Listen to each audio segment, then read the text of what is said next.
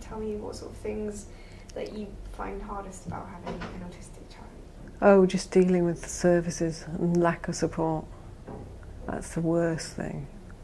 And it's just getting worse looking at adulthood because there's just nothing. So that is really time consuming and awful and draining, and I absolutely hate that. Apart from that, so if you sort of think, okay, what if there suddenly appeared all these services, the worst thing would probably be this, or for which every parent would say, there's just this, dread of what happens when you're not there. But I suppose the two things are connected, aren't they? Because if there was proper support, that wouldn't be that worry.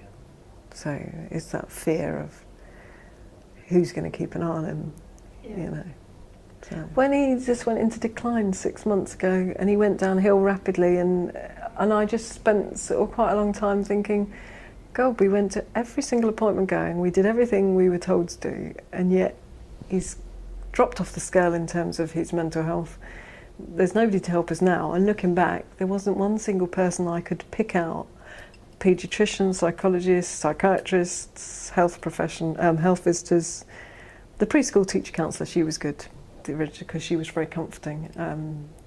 Not one single person, speech and language therapy, dietitians, endocrinologists, geneticists, nobody. Nobody did a single thing that I can say, oh, that was useful.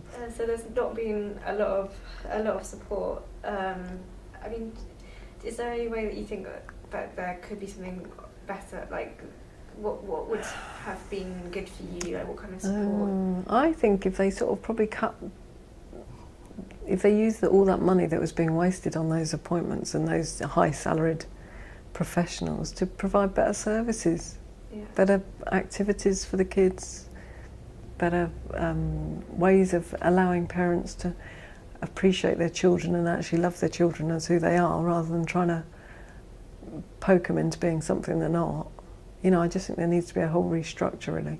And I'm only talking about kids like Connor who've got learning difficulties. I'm not talking about children who have health issues or are disabled and that actually need medical care. I mean, he's never been ill till recently, so there's no point in seeing all these health professionals. Well, I just think from the age of 18 months when he failed his tests, in inverted commas, he's just always been framed as a child who's failing, sort of thing, and there was never any professionals along the way who sort of said, isn't he hilarious?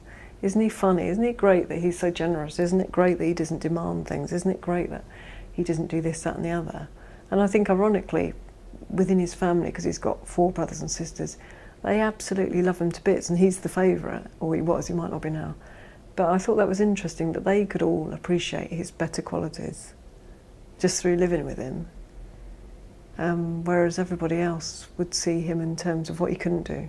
So I think that there needs to be an opportunity for parents to not see their children as problems and actually appreciate and celebrate, who they are, really.